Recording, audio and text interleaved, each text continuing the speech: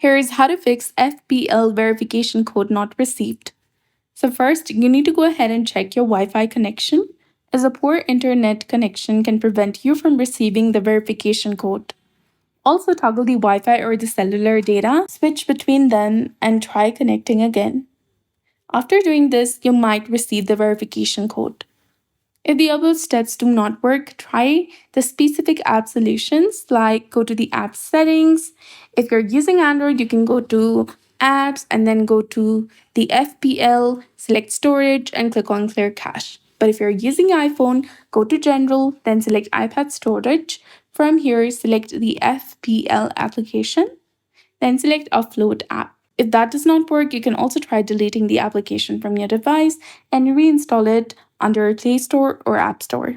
If you do not want to delete the application, you can go to Play Store or the App Store according to your device, search for FPL, and if there is any update available instead of open, go ahead and select it to update it to its latest and newest version available. And also ensure that the phone number you have registered with FPL is correct. So that's it. I hope you found this video helpful. If you did, please like, share, and subscribe. Thanks for watching. We'll see you again in the next one.